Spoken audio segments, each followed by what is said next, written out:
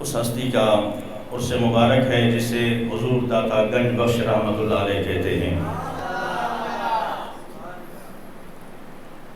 اللہ تبارک و تعالیٰ نے وہ لقب وہ نام عطا کیا کہ پوری دنیا آپ کو داتا صاحب کے نام سے جانتی ہے،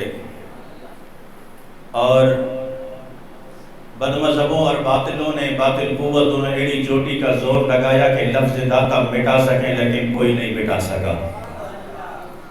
آج صبح میں ایک فیس بک پہ ایک تحریر پڑھ رہا تھا، ایک لڑکی ہے، اس نے تحریر کی کہ میرے سسرال اور میرے گھر والے دونوں اس طرف ہیں، یعنی عقیدہ اہل سنت سے تعلق رکھتے ہیں، اور وہ جانا چاہتے تھے حضور داتا گنج بخش رحمۃ اللہ علیہ کے مزار پر۔ چونکہ میں معاذ اللہ داتا کو داتا نہیں مانتی، میں اس لیے داتا نہیں لکھوں گی، علی حجویری لکھوں گی۔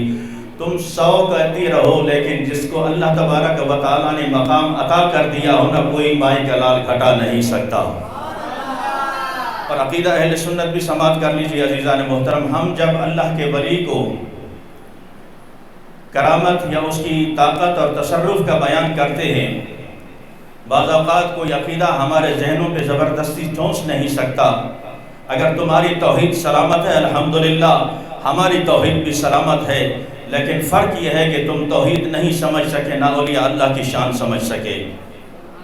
جنہوں نے اللہ کا قرب حاصل کیا، جنہوں نے دن رات رب کو منایا، آج تمہاری ساری زندگی لگ گئی کہ لوگوں کو ان سے دور کرتے ہوئے، لیکن تادم مرگ تمہاری موت تو واقع ہو چکی، لیکن اللہ کے ولیوں سے تم کسی کو دور نہیں کر سکے، حتیٰ کہ خود اللہ سے کوسوں دور چلے گئے، اس کے قرب سے کوسوں دور چلے گئے، اس کی رحمت سے کوسوں دور چلے گئے، اس لیے کہ اس کا وعدہ ہے الا ان اولیاء اللہ لا خوف علیہم ولا هم یحزنون، کہ اللہ کے ولی وہ ہیں جنہیں نہ کوئی خوف ہے نہ کوئی غم ہے۔ تو عزیزان محترم، ہمارا یہ عقیدہ ہے کہ وہ اللہ کی عطا سے ان کا جو تصرف ہے وہ اللہ کی عطا سے ہے، جو ان کی مدد ہے وہ اللہ کی عطا سے ہے۔ عقیدہ اہل سنت کا ہے اگر ہم داتا کو داتا مانتے ہیں تو اللہ کی عطا سے مانتے ہیں۔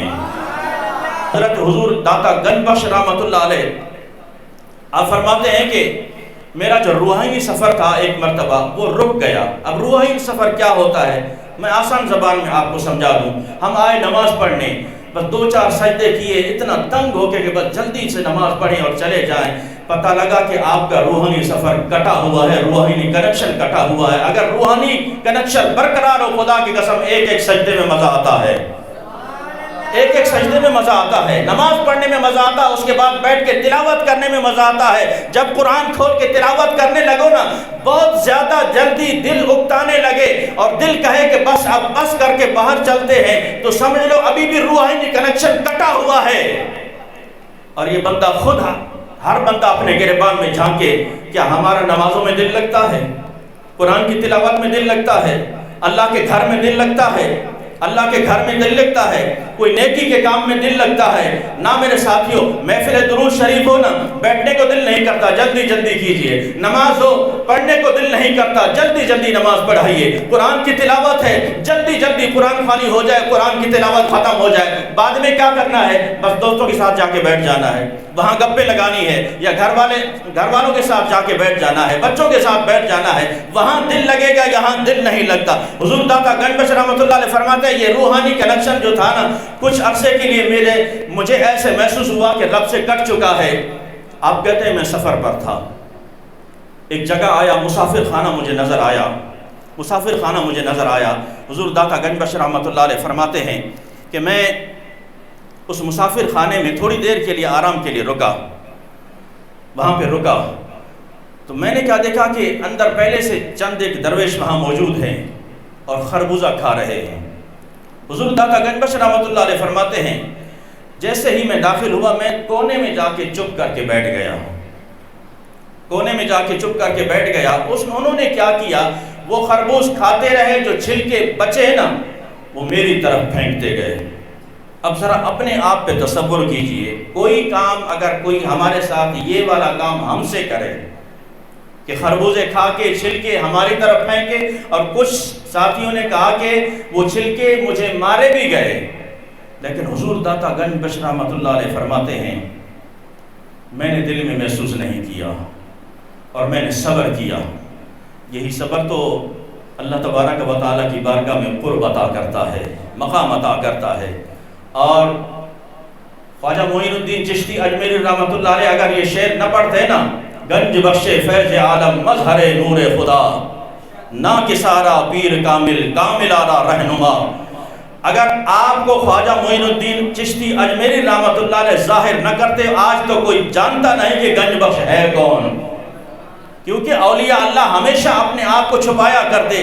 حضرت بلے شاہ رحمۃ اللہ علیہ فرماتے ہیں، اٹھ بولیا اتھے چلیے جتھے سارے انے، اٹھ بولیا اتھے چلیے جتھے سارے انے، نہ کوئی ساڑی ذات پہچانے نہ کوئی سانو منے۔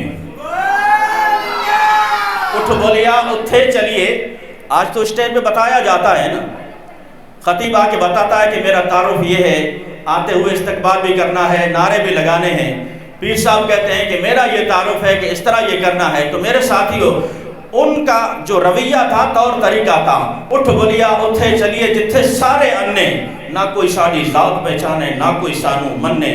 داتا گنج بخش رحمۃ اللہ علیہ بھی اس طرح رہنا چاہتے تھے، لیکن خواجہ معین الدین چشتی اجمیری رحمۃ اللہ علیہ نے وہاں جب چلا کاٹا، جب فیض ملانا، اٹھتے ہوئے کہا کہ گنج بخش فیض عالم مظہر نور خدا، نا کسارا پیر کامل کامل آرا رہنما۔ اے فیض عالم، تیرا وہ خزانہ ہے کہ یہاں جو ناقص آتا ہے کامل ہو جاتا ہے، اور جو کامل آتا ہے اسے مزید راہ مل جاتی ہے، راہ مل جاتی۔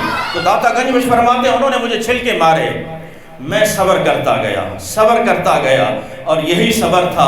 اسی دوران وہ جو میرا روحانی کنیکشن کٹا ہوا تھا نا، روحانی سفر کٹا ہوا تھا، رب تعالیٰ نے وہ کنیکشن میرا جوڑ دیا، وہ کنیکشن میرا جوڑ دیا۔